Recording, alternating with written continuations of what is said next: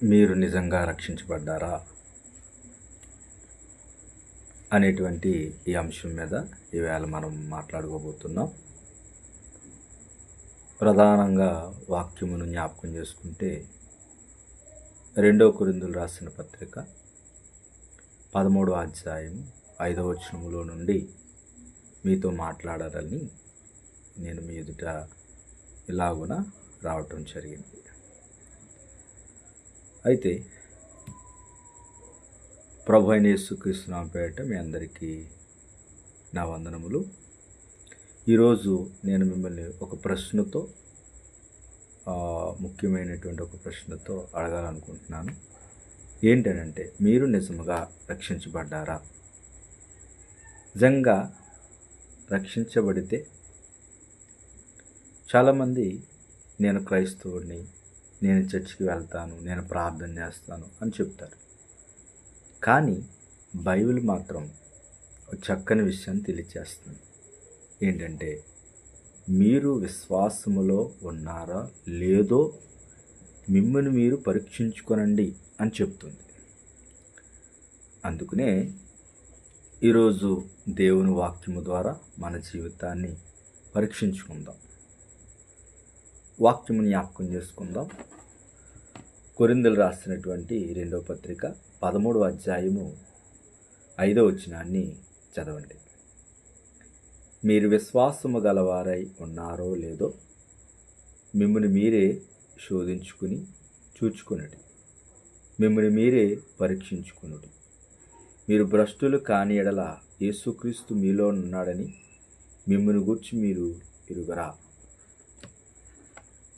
ఇక్కడ మనకు కనబడుతున్నటువంటి మాట అదే. ఏంటి? మీరు విశ్వాసంలో ఉన్నారో లేదో మిమ్మల్ని మీరు పరీక్షించుకోనండి.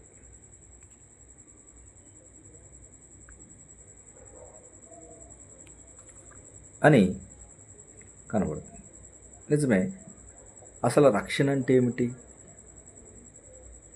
రక్షణ అంటే కేవలము శిక్ష నుండి తప్పించుకోవడమే మాత్రమే కాదు. రక్షణ అంటే పాప క్షమాపణ పొందటం, దేవునితో సహవాసమును పొందటం, నిత్య జీవ నిరీక్షణ కలిగి ఉండటమే రక్షణ. ఈ రక్షణను గూర్చినటువంటి సంగతులు మనం తెలుసుకోవాలి, నేర్చుకోవాలి. కాబట్టి ప్రియ దేవుని పిల్లారా, రక్షణ ఎవరి ద్వారా వస్తుంది? యోహాను సువార్త 14వ అధ్యాయము 6వ వచనంలో ఓ చక్కని మాట కనబడతారు. యేసు ప్రభు అంటున్నారు కదా, నేనే మార్గము, నేనే సత్యము, నేనే జీవం అని ప్రభు స్పష్టంగా చెప్తున్నారు. రక్షణ మంచి పనులు చేస్తేనే వస్తుంది అన్నది కాదు. యేసుక్రీస్తు చేసినటువంటి త్యాగం వలన, శిలువ బలియాగము ద్వారా కలిగినటువంటి దేవుని మహాకృప. అందుకనే రక్షణ ఎవరి ద్వారా వస్తుందంటే యేసుక్రీస్తు ప్రభుల ద్వారా మాత్రమే రక్షణ వస్తుంది. మూడవది, మారు మనసు కూడా అవసరం. మారు మనసు ఎందుకు అవసరం అంటే, ప్రతి మానవ జీవితంలో మార్పు కావాలి. ఈవేళ చాలామంది యవనస్తులు కానీ, పెద్దవారు కానీ, స్త్రీలు కానీ, పురుషులు కానీ ఏమనుకుంటున్నారంటే, ఏదైనా క్రొత్తది, నూతనమైనది, మార్పు కావాలని కోరుకుంటున్నారు కదా. కాబట్టి ఈ కోరుకుంటున్నటువంటి ఈ యొక్క మార్పును నువ్వు జ్ఞాపకం చేసుకుంటే, నిజమైనటువంటి రక్షణకు మారు మనసు చాలా అవసరం. నిజమైన రక్షణకు మారు మనసు చాలా అవసరం. అందుకనే పాపాన్ని ఒప్పుకుని యేసు వైపు తిరగడం, క్రొత్త జీవితాన్ని ప్రారంభించడం అనేది బైబిల్ మనకు స్పష్టమైన రీతిలో బోధించుచు ఆ మార్గాన్ని తెలియజేస్తుంది. కాబట్టి రక్షణ యేసుక్రీస్తు ద్వారా మాత్రమే కలుగుతుంది. ఇక నాలుగోది మనం చూస్తే, విశ్వాసము. విశ్వాసం అంటే కేవలం దేవుడు ఉన్నాడని నమ్మడమే కాదు, యేసుక్రీస్తు ప్రభు వారి పైన పూర్తిగా ఆధారపడటం నేర్చుకోవాలి. ఆయన వాక్యాన్ని మనం ధ్యానించాలి, ఆయన వాక్యాన్ని మనం చదవాలి, ఆయన వాక్యమును అనుసరించి నడుచుకోవాలి. ఆ విశ్వాసమును ప్రచురం చేయాలి, ప్రకటించాలి, నేర్చుకోవాలి. అంతేకాదు ఆ వాక్యానికి ఎల్లప్పుడూ కూడా మనం ఎలా ఉండాలంటే విధేయత కలిగి జీవించడం నేర్చుకోవాలి. ఇక 5వది మనం జ్ఞాపకం చేసుకుంటే, మరి ఈ రక్షణ పొందినటువంటి రక్షించబడిన వ్యక్తి, రక్షణ ఎవరి ద్వారా వస్తుందో తెలుసుకున్న వ్యక్తి, మారు మనసు కలిగిన వ్యక్తి, విశ్వాసముతో జీవిస్తున్నటువంటి వ్యక్తి, మరి ఈ రక్షణ పొందిన వ్యక్తిలో మనకు కనిపించేటువంటి లక్షణాలు కొన్ని ఉంటాయి. ఆ లక్షణాలు ఏంటంటే, ఒకటి దేవుని వాక్యం పైన ప్రేమ, దేవుని వాక్యం మీద ప్రేమ.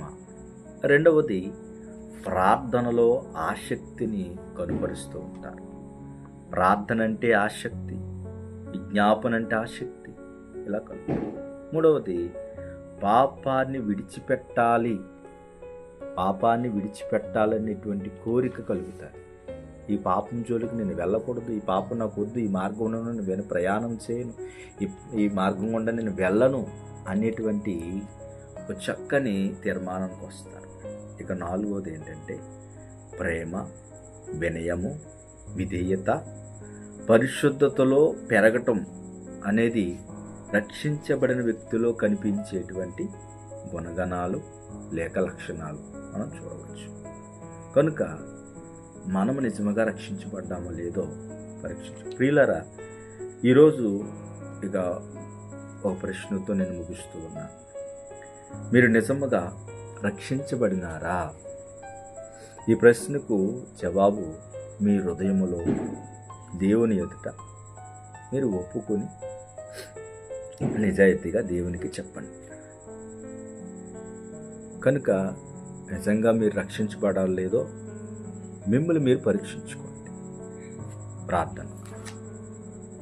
పరలోకమందున్నటువంటి మా తండ్రి, నీ పరిశుద్ధ నామానికి వందనాలు చెల్లిస్తూ ఉన్నాం. ఇదిగో ప్రభువా, మా హృదయాలను పరిశీలించండి, పవిత్రపరచండి, పరీక్షించండి, మేలైన దాన్ని సమకూర్చండి. నీ చిత్తానుసారముగా జీవించటానికి ప్రభువా మాకు ఒక మంచి అవకాశమును అనుగ్రహించుము తండ్రి. సహాయం చేయండి, బలపరచండి. మీ చేతులుగా అప్పగిస్తున్నాం నాయన. నీకు అనేకమైన వందనాలు. నిజమే ప్రభువా, మేము రక్షించబడ్డామో లేదో, లేక మేము విశ్వాసములో ఉన్నామో లేదో మమ్మల్ని మేము పరీక్షించుకోవటానికి మాకు సహాయం చేసి నడిపించమని మీ చేతులుగా అప్పగించుకుంటూ యేసుక్రీస్తు వారి పేట ప్రార్థన చేసి అడిగి వేడుకొనుచున్నాము పరమ తండ్రి. ఆమేన్. ప్రియా దేవుని పిల్లారా, మరి ఈ సందేశం మీకు ఆశీర్వాదకరంగా ఉంటే కనుక మరి దయచేసి లైక్ చేయండి, అలాగే షేర్ చేయండి, అలాగే సబ్స్క్రైబ్ చేసి బెల్ ఐకాన్ నొక్కండి. 10 మందికి ఈ యొక్క సంగతిని మరి షేర్ చేయాలని దేవుని పేరట తెలియజేస్తూ ఉన్నాను. దేవుడు మిమ్మల్ని అందరినీ సమృద్ధిగా ఆశీర్వదించి కాచి కాపాడాలని కోరుకుంటున్నాను. ప్రతిరోజు ఇలాగున మీతో దేవుని యొక్క పరిశుద్ధ గ్రంథంలో ఉన్నటువంటి బైబిల్ చెప్పే సత్యమైనటువంటి సంగతులను మీకు ఎల్లవేళలా మరి అందించడానికి ఇప్పుడు మీ యొక్క దేన సేవకుడిగా మీకు ఈ విషయాలు నేను తెలియజేస్తున్నాను. కనుక ప్రతి ఒక్కరూ మరి దేవుని వాక్యం మీద మరి ఆధారపడి జీవించాలని సేవకునిగా తెలియజేస్తూ ఈ మాటలు ముగిస్తూ ఉన్నాను. దేవుడు మిమ్మల్ని మీ కుటుంబాలను బహుగా ఆశీర్వదించి బలపరిచి స్థిరపరిచి తన యొక్క 2వ రాకడలో మిమ్మల్ని అందరినీ సిద్ధపరిచి మహిమ మేఘమును ఎక్కించడానికి ప్రభు త్వరగా వస్తూ ఉన్నారు కనుక మనం త్వరగా సిద్ధపడదాం, ప్రభువులో బలపడదాం. ప్రభు అలాగున మిమ్మల్ని అందరినీ సమృద్ధిగా ఆశీర్వదించును గాక. ఆమేన్. అందరికీ వందనాలు.